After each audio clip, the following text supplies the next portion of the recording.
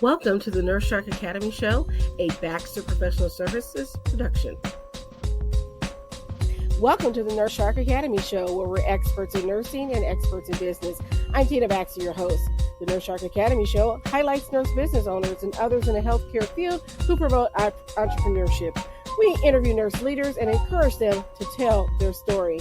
Today's guest is Patti Mazurkiewicz.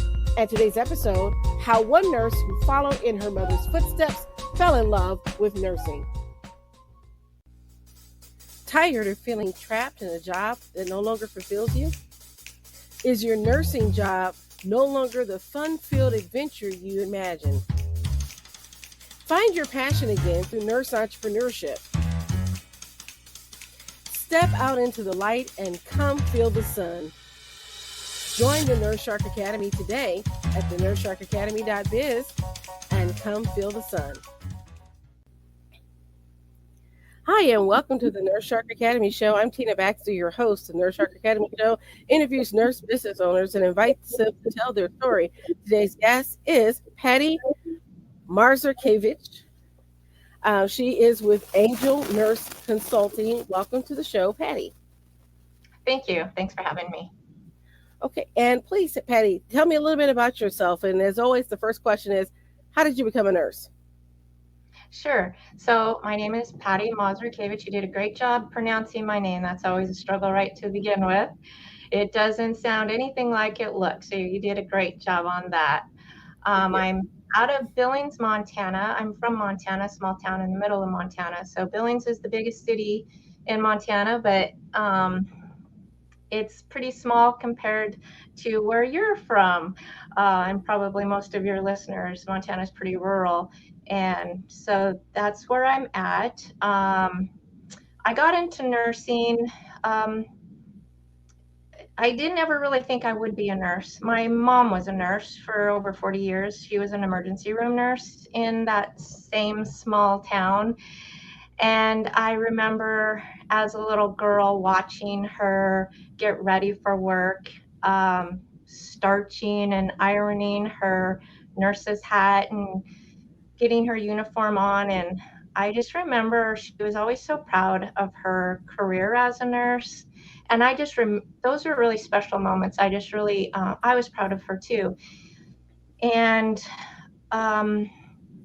I guess it was just a given. For some reason, people, friends, family would just assume that I was going to follow in her footsteps. And I don't know why. She never really mentioned it. Not that I remember anyway. It's other people. Are you going to be a nurse like your mom? And I always kind of took offense to it. It's like, no, I'm not going to. And I just didn't understand why people were asking me that. And I was raised on a ranch, and so I always thought I would just be a rancher. I was a farm girl, and I really loved living out in the country. You know, we had lots of animals and did manual labor. I just really loved being outside.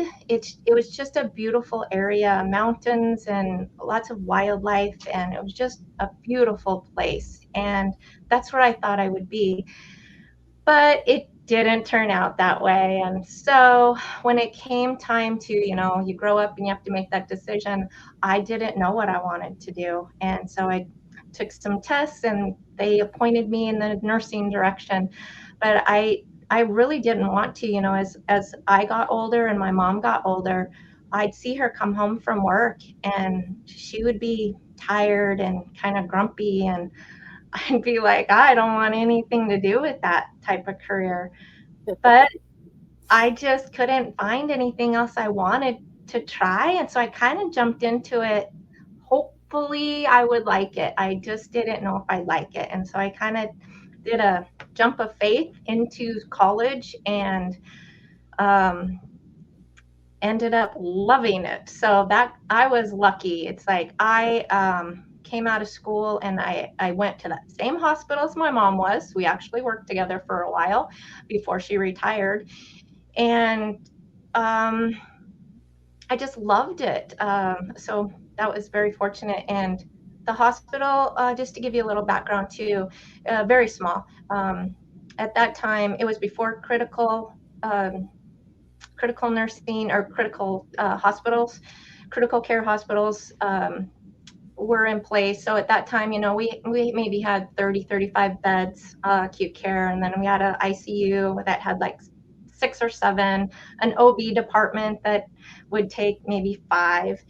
We had 2 ORs, and then we had an attached nursing home. So that's where it was single staffed. So it would just be mainly one nurse in each department. If we got overly busy, another nurse would float to those departments. And so in my nursing career that I was there for, a little over 20 years or so, I did orient to each of those departments. And I really loved the emergency room, and I really loved OB also, as well as ICU and CCU. I really loved the learning about the heart, and I just really loved learning. I was always wanting just to learn more. I was never satisfied just being comfortable apparently in one place. It's like once I got comfortable with it, then it's like, okay, now what else can I learn? I need to move on and do something else. So at that point, my kids had graduated from high school, and so I was going to look for another job somewhere else, and I couldn't get a job. I only had my associate's degree, and I really thought that I could easily get a job just with all my experience, and that wasn't the case. That was back in probably 2010, 2011. And the requirements at that time were that you had to have a bachelor's degree. And because I didn't have my bachelor's degree, I really struggled to find a job. That was very surprising to me at that time. I thought I'd easily find a job, and that just was not the case. I did get lucky, and I got a traveling nurse stint in Arizona, so I went there. And then I came back and I decided, okay, well, I guess I'm going to just have to go back to college. So I did that, but I didn't go into nursing. I decided if I'm going to go back to college, I'll just go in a different field. So that was what I did. And that was probably one of the harder things I've ever done in my life. I was so overwhelmed and so out of practice of, going into learning how to do things. I prepared myself a little bit. I went to some adult ed classes just to learn how to learn again. And I think that helped. But even going to those classes was so overwhelming. I had to learn how to type, but using the keyboard. We did all handwriting at my hospital. We weren't we were just changing into electronic health records at that time. So we probably had a year of that before I left. And so I was not a typist at all. And so just learning how to type and do schooling was really a struggle for me to do that. But it was very rewarding. I got my confidence back. I learned how to do research and just learn different things. And so I got my bachelor's in psychology. You can't really do anything with that. And so I had to keep moving on. And so I got remarried and moved to Billings. So then there was a grad program in Billings here, and I went to school. I did nursing jobs to get me through school. So I was always doing nursing. I traveled, in the summer times, or I'd work in between quarters and semesters as a nurse. And so I was always in nursing, and I was having a hard time giving it up, to tell you the truth. I missed it. I missed my fellow nurses back home. That was just my family for a long time. And I had a hard time transitioning from the nursing brain and all of that lingo and language, and that's just how you are, to being with other people that weren't in medicine. So I missed it just tremendously. So I was glad to be able to keep in the nursing field while I went to school. And so then I ended up going and getting my master's in rehabilitation and mental health counseling, and graduated. And then got a job as a life care planner, which I'd never heard of even what that was. I'd never heard of that, but I decided, okay, well, figure out what this is. And I did a lot of research, and they asked me if I wanted to become a life care planner. And so I said, sure. And so that was another school. I had to go to like another 8 months or so of school. And got certified in that. And so that's what I'm doing right now. I am doing life care planning, and I'm also doing counseling. At one point in time, I was teaching also.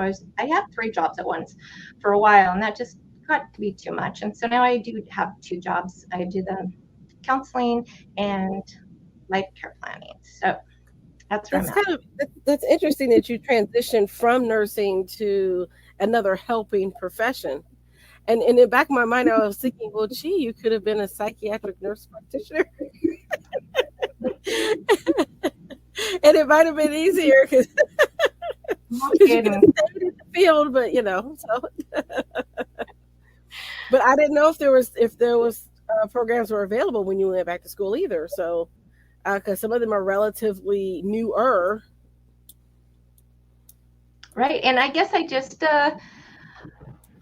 wanted to try something different. Some of my colleagues at the time tried to get me to go into being a midwife or a nurse practitioner. Yep. And at that time, it's like, oh, I don't want the responsibility. I was scared. So that was a lot of why I didn't want to do it. It's a scary thing to be in charge of somebody's life. But you are in a different way, right? Because as a life care planner, you're kind of in charge of what the rest of their life, if they're still alive, will be like. Is that correct? Well, I can certainly help their case. That is for sure. I guess I can explain a little bit to the listeners about what a life care planner is. Most people I talk to do not know what it is. They usually think it's a life coach or a health coach. That's typically what they think it is, but it's working with attorneys for the most part in litigation. And so once you get a case, it's either plaintiff or defense, and you then, depending on what the case is, there's varying cases. They really do vary from, say, medical malpractice to work-related injuries to motor vehicle accidents, or just accidents that people have, whether they're in an explosion or have a fall or, any type of thing that can happen. Lots of things happen to people, and then they end up in litigation. So that's where I come in.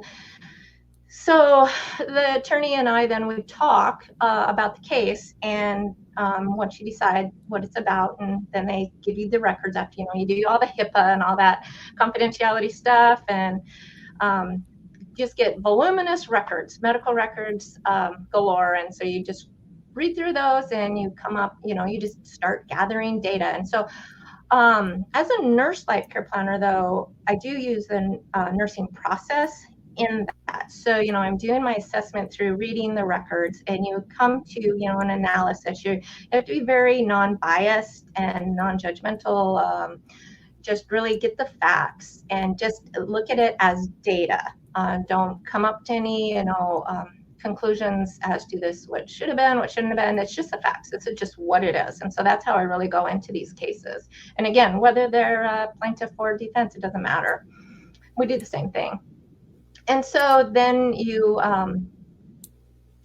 determine from the records, who their treating doctors are, if there's expert providers that you can consult with. You always try to consult with physicians that are on the case also. Treating physicians are great, but most of the time, they don't know what life care planning is either. And anytime they hear that word litigation or attorney, man, they do not want anything to do with it, and they're backing up. So it's a challenge to get a treating doctor to help you. You get lucky sometimes you don't, and then you just do the best you can with what you have. Well, I think so. You do.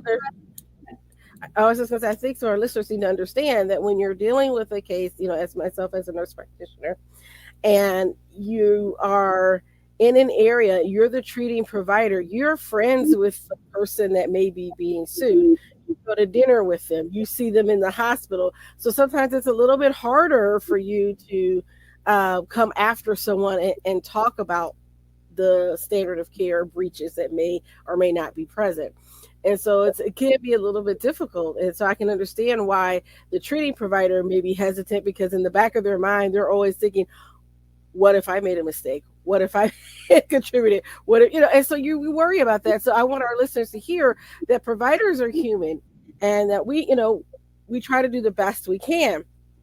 And as a legal nurse consultant myself, I try to remember that everyone is human and can possibly make a mistake, and maybe what happened really didn't impact the outcome as much as you thought it did. And that's what a great legal nurse consultant and a life care planner can help you to determine in the medical case. And same with your experts. So I'm glad to hear about you talking to experts, because um, as an LNC myself, having talked and read depositions from other experts, um, sometimes the attorney doesn't get the right expert.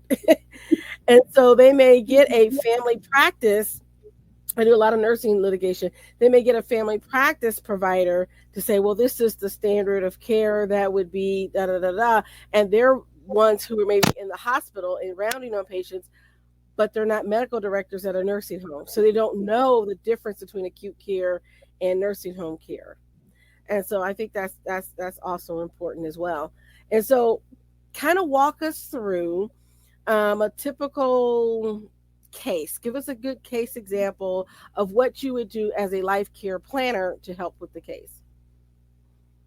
Okay, sure. Um, let's start with, well, actually, I'm going to talk about one of the points you made, because it's important that sometimes things just happen. It isn't anybody's fault, like you just said. And I think it would help if there was more people. Let's just say if it was in the hospital that something happened, if they would just communicate more with the family members and just listen to them, I think litigation could be avoided, because unfortunately, sometimes just bad things happen and it isn't anybody's fault, but they're angry and they want to sue somebody, or they want something done. And sometimes it just is a bad outcome. But all that being said, sometimes it's the other way too, and they're very justified in their case. And so that is where we come in. So basically what a life care plan does is it determines the services needed, and then the cost of those services and for how long. So for example, I'll just give you an example. Let's just say there's a medical malpractice and it's a baby case. Let's say it's a birth injury. And so that the baby lives, but has a severe birth injury, like a hypoxic ischemic encephalopathy, where it affects both cognitive and mobility. And the life expectancy is probably not going to be, the entire life expectancy of somebody that didn't have an injury. And so their life expectancy is shortened, but their need of care is so great. They're going to need healthcare providers, whether they are neurologists, pediatricians, maybe surgeons, different specialties, the therapies, occupational therapy, physical therapies, equipment, durable medical equipment. They might need medications. And the most severe ones, they could have G-tube, a PEG tube, a trach even. They have bowel and bladder problems. They could have spasticity and seizures, so there's just a lot of medications and just such great care for these kids. Parents usually take the brunt of it, and a lot of the cost that goes into that is helping the family find caregivers for them. And then that too is a big a range of, well, what are their needs? Can you just use like a home health aide, or do you need a nurse, depending on the severity of the brain injury? And so those costs is part of what I do also. And so we work nationwide. And so wherever they live is we take those local costs, so you can establish what those would be from where they live. And if they live in a rural community, that's another challenge. Trying to find a nurse or a CNA in a small town somewhere isn't always feasible. And so then you price out the next town that would have those services. So you just figure out what their needs are and then cost those out. And that's a tool then that you give the attorney, so that when they go to settlement or mediation, they have a value to their injury. Because that's the other thing, is you need to, as a life care planner, make sure you link the injury to the foundation of the life care plan, and keep those services within it. And you also involved, so that's a big report too. It's not just the services and the costing. That's just like one part of it. There's also, you do interviews, especially if it's a plaintiff. If it's a defense, you can't always interview the client or the parents or spouse. But you do an interview with them, and you ask them lots of questions. You can do it by Zoom, and you can do like home assessments and find out what their needs are. And then you write a report, and those too need to be very carefully written to just be very objective and non-biased. And you just basically, lay out the facts of the situation of what happened. And so in the end, you have this report that might be, well, depending on the case too, might be around 30 pages long. So they're pretty involved. They take a long time to do. And so then you just hand over that report, and then that attorney then uses that as a tool to help them settle the case, hopefully. If they can't, then it goes to trial. So have you had to testify at trial? I have not. I did one deposition. The other life care plans I've done have apparently settled, which is a good thing. I take that's a good thing, because that is what you would like. So what made you, because you mentioned that you were working for a company that trained you to be a life care planner. What made you decide to hang out your own shingle and, start going to entrepreneurship? Oh, well, it was because an old friend of mine looked me up and asked me if I wanted to work with her. She's back in my old hometown. And crazy, our families were friends. We both had ranches, and it's just crazy. This is crazy because Montana's pretty small, and we got two people from the same small town in Montana doing life care plans.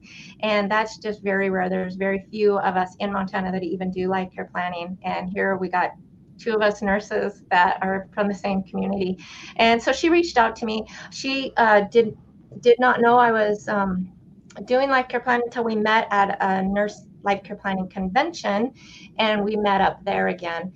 And that's how she found out I was certified in doing them. And so when she was looking for somebody to help her out, she looked me up. And so that's how I ended up starting my own business.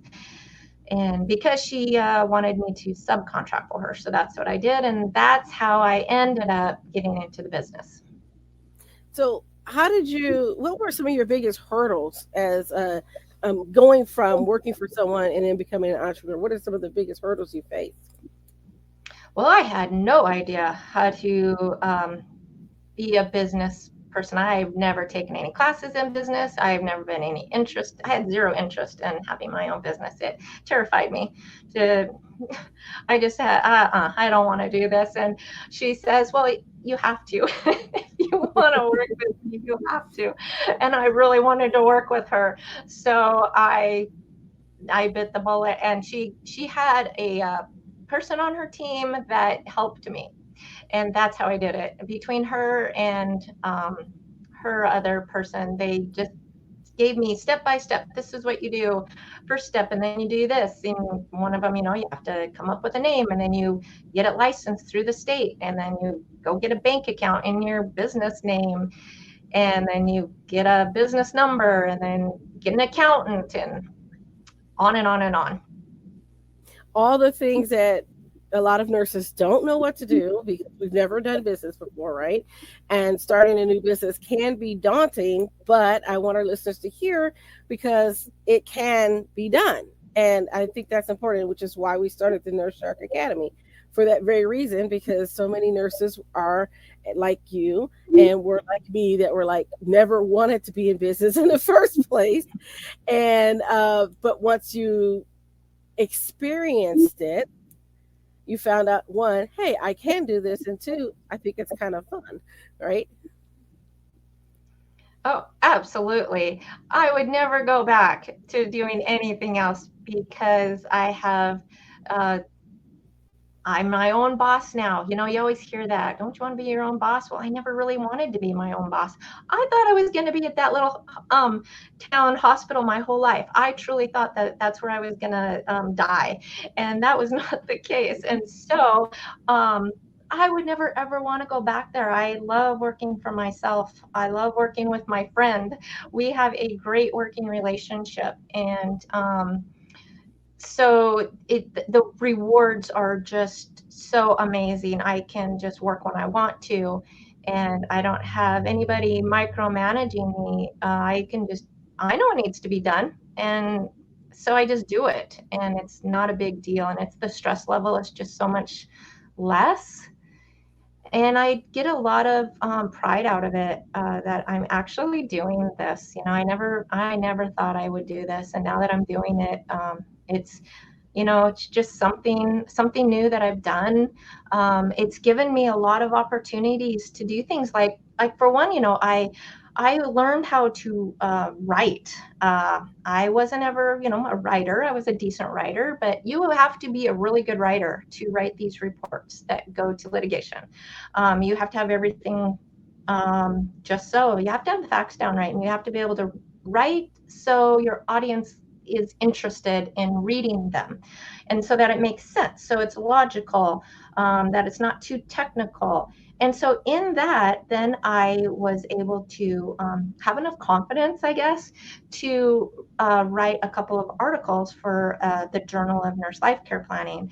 And so I was super, super excited about doing that. That was like a goal that I achieved. And I got a lot of gratitude from that. So, how long have you been in business? So it hasn't really been all that long, maybe 4 years or so. Okay. And so I noticed that you have a LinkedIn page.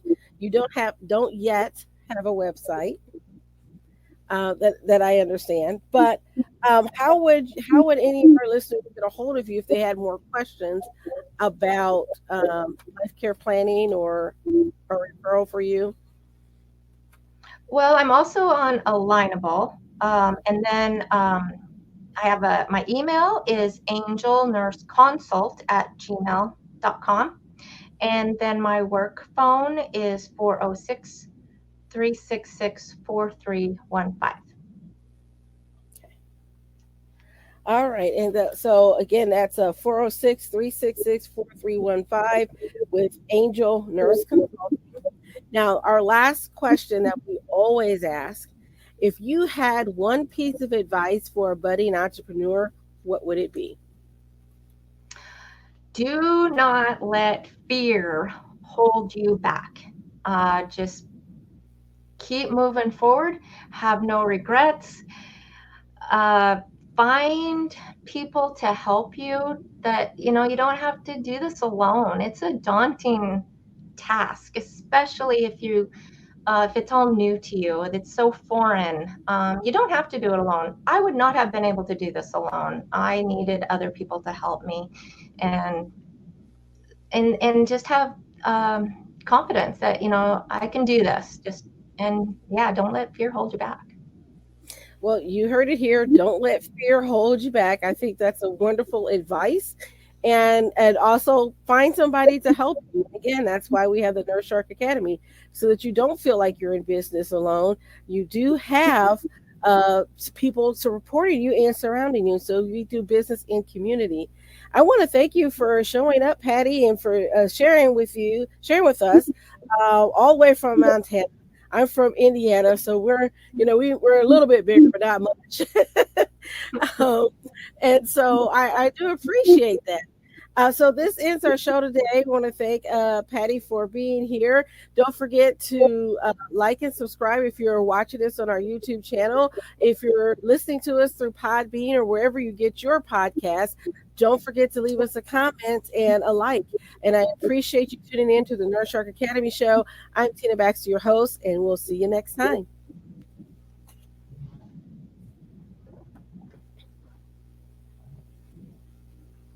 Nurses, are you ready for more? My mission is for you to own your seat at the table of nurse entrepreneurship, gaining confidence, skills, and the freedom to live your life on your own terms.